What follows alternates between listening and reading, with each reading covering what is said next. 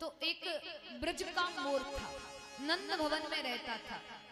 नंद भवन में रहे महाराज, तो ठाकुर जी की कृपा प्राप्त करना चाहता था। तो ठाकुर जी को रोज मनाए कि कृपा कर दे, ठाकुर जी को मधुर मधुर भजन सुनाए और कहे गोविंद मेरो है, गोपाल मेरो है, गोविंद मेरो है, गोपाल मेरो है, श्रीवां के बिहारी नंदलाल मेरो है, श्रीवां के बिहारी नंदलाल मेरो है, गोविंद मेरो है, गोपाल। पर ठाकुर जी उसकी ओर नजर भर के ना देखे।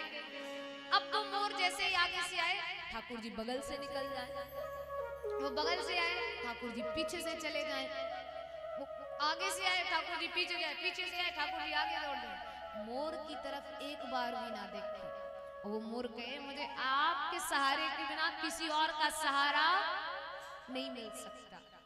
और ये हमारे साथ भी है, सहारा देंगे तो भगवान देंगे, व्यक्ति साथ भी देंगे, सहारा भी देंगे, तो पहला ही उनका स्वार्थ होगा, तब साथ देंगे, तब सहारा देंगे। अब वो भगवान से कहे मेरे आपके सिवा कोई सहारा नहीं, आप कृपा कर दो। कहे मेरा कोई न सहारा बिन तेरे, नंदलाल सवरिया मेरे, हो मेरा कोई न सहारा बिन तेरे, घनश्याम सवरिया मेरे। पर ठाकुर जी फिर भी ना देखे। अब महाराज उसको ऐसे भजन गाते गाते 6 महीने हुए। अब वो रोने लगा कि भगवान तो कृपा कर नहीं रहे हैं, क्योंकि अंततः तो भक्त के मन में यही आता आप सुन नहीं रहे तो रोने बैठ जाओ, और जब रोते हैं तो ठाकुर जी सुन लेते हैं। तो महाराज वो रो रहा है। वहीं से एक मैना जा रही थी, मैना माने एक चिड़िया, मैना चिड़िया है, वो बरसाने से आ रही थी। वो कहती है कि ये मोर तो रो रहा है। तो कहने लगी रोते क्यों हो? मोर कहने लगा ये कृष्ण तो मुझ पे कृपा कर ही नहीं रहा है, आगे से जाओ पीछे से चला जाता, पीछे से आओ बगल से निकल जाता है, देखता तक नहीं, 6 महीने से रो रहा हूं। और चिड़िया कहने लगी किसके द्वार पे बैठ के रो रहा है? कृष्ण के। अरे ये तो सूखा है, ये बड़ा टेढ़ा है। वो कहते ना टेढ़े आदमी से नहीं लगना चाहिए, ये इतने जल्दी नहीं सुनेगा, टेढ़े के साथ टेढ़ा ही काम करना चाहिए। अरे ये नहीं इतने जल्दी कृपा करेगा। मैं देखो बरसाने से आ रही हूँ, कितनी खुश हूँ, तुम मेरे साथ बरसाने चलो। मोर कहता है जब ये कहती है तो 6 महीने से यहाँ बैठ के रो रहे हैं, एक काम करते आज तो बरसाने चले जाते।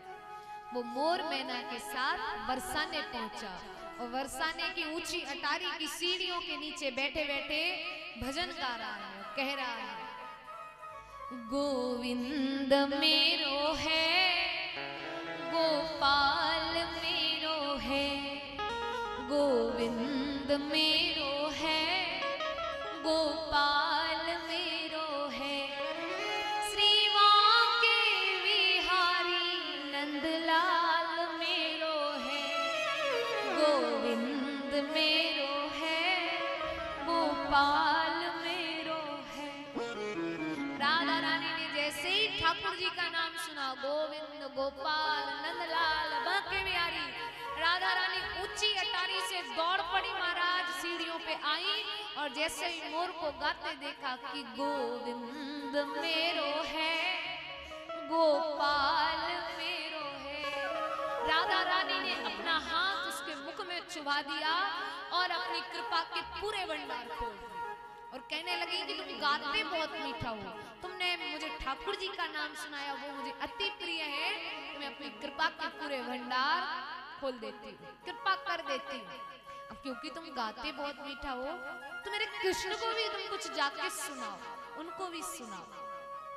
वो मोर कहता है अरे यहाँ तो एक दिन में काम हो गया, वहां 6 महीने से बैठ के रो रहा था, देख तक नहीं रहा था, और यहाँ तो एक दिन में ही काम हो गया।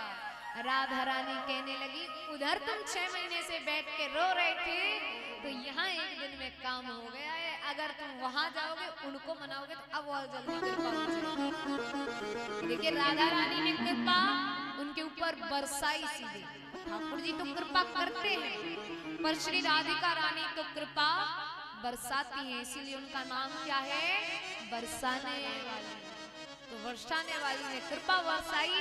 अब वो मोर नाचते झूमते ठाकुर जी के द्वार पे गया, और ठाकुर जी के द्वार पे बैठ के अब उसने भजन बदल दिया है। अब वो बैठा ठाकुर जी के द्वार पे है, और जैसे ही ठाकुर जी को देखे तो गाने लग जाए क्या? राधे तेरे चरणों की, श्यामा तेरे चरणों की, रज धूल जो मिल जाए, राधे तेरे चरणों की, श्यामा तेरे चरणों की। ठाकुर जी ने राधा जी का नाम सुना, दौड़ पड़े महाराज।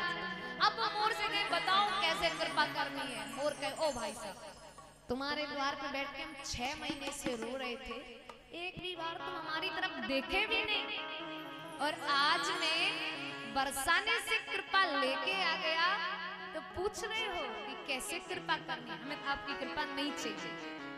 अब वो मोर आगे आगे जाए, ठाकुर जी पीछे पीछे से जाए, अरे सुनो तो सही, सुनो तो सही, सुनो तो सही।